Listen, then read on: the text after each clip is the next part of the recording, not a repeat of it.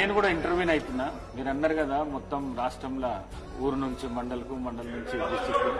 మా వికారాబాద్ జిల్లా లోపట రోడ్లు లేక పిల్లనిచ్చే పరిస్థితి లేదు. రోడ్లు లేక పిల్లనిచ్చే పరిస్థితి లేదు. ప్రశాంత్ రెడ్డి గారు ఈ హరితారము 10 సంవత్సరాల నుంచి 200 కోట్ల మొక్కలు నాటినామని చెప్పిండ్రు. నా దృష్టికి వచ్చింది ఏంటంటే కోనా కార్పస్ అని చెప్పేసి ఒక చెట్టు.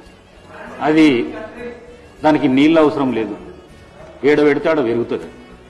అది ఆక్సిజన్ తీసుకుంటుంది, కార్బన్ డైఆక్సైడ్. పిట్ట కూడా దాని మీద కూసోదు. అట్లాంటి చెట్లు మీరు తెలంగాణ రాష్ట్రం మొత్తం పెట్టి, నేను ప్రభుత్వానికి కూడా సూచన ఏం చేస్తున్నంటే ఈ కోనా కార్పస్ చెట్లు ఎక్కడైతున్నాయో వాటిని అన్నిటినీ తీసేయవలసిందిగా ప్రభుత్వానికి నేను అడగవలసింది ఏంటంటే అప్పా జంక్షన్ నుంచి మన్నెగూడ దాకా ఏదైతే రోడ్ ఉన్నదో అది చాలా ఏళ్ల నుంచి పెండింగ్ ఉన్నది. యాక్సిడెంట్లు అయ్యి చాలా మంది చనిపోతున్నారు. దాన్ని ఇమీడియట్ గా స్టార్ట్ చేయవలసిందిగా ఒకటి కోరుకుంటున్నాను. రెండవది, చేవేళ్ల ఎంపీ కొండా విశ్వేశ్వరరెడ్డి గారితో నేను ఇద్దరం కలిసి కేంద్ర మంత్రి గౌరవనీయులు గడ్కరీ గారిని కలిసి 4 రోడ్లు మేము ప్రపోజ్ ఇచ్చేసి వచ్చినాం. దాని ఫీజిబిలిటీ తీసుకొని నాకు పంపండి అని చెప్పిండు. ఆ 4 రోడ్లు అది ఫీజిబిలిటీ తీసుకొని మన రాష్ట్ర ముఖ్యమంత్రి గౌరవనీయులు రేవంత్ రెడ్డి గారికి ఇవ్వడం జరిగింది. రేవంత్ రెడ్డి గారి ఆఫీస్ నుంచి మీకు ఆ ప్రపోజల్స్ వచ్చినాయి.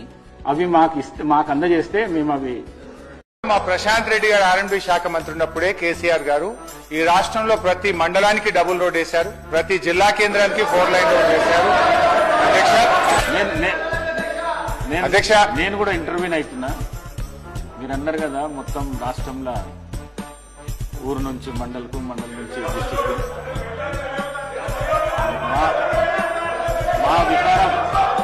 మా వికారాబాద్ జిల్లా లోపట రోడ్లు లేక పిల్లనిచ్చే పరిస్థితి లేదు. రోడ్లు లేక పిల్లనిచ్చే పరిస్థితి లేదు. అధ్యక్ష నేను కూడా ఇంటర్వ్యూని అవుతున్నా.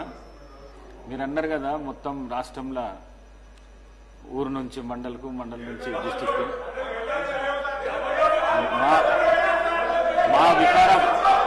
మా వికారాబాద్ జిల్లా లోపట రోడ్లు లేక పిల్లనిచ్చే పరిస్థితి లేదు.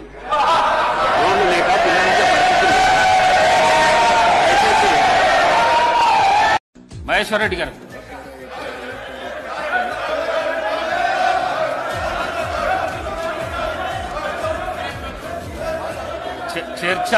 చర్చ ఏం జరుగుతున్నది?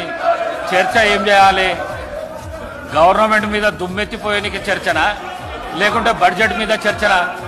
బడ్జెట్ మీద మాట్లాడండి, బడ్జెట్ మీద మాట్లాడండి,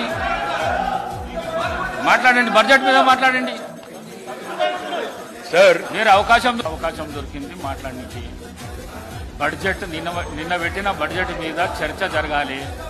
దాన్ని విడిచిపెట్టేసి మీ 10 సంవత్సరాల చరిత్రను చెప్తే ఎట్లా సార్? మీరు దానికి మళ్ళొకసారి అవకాశం ఇస్తా నేను, మీరు మాట్లాడుతురు. అదాని అంబానీ చర్చ 10 సంవత్సరాలు అది మొత్తం చెప్తురు. తప్పకుండా చెప్తాం సార్.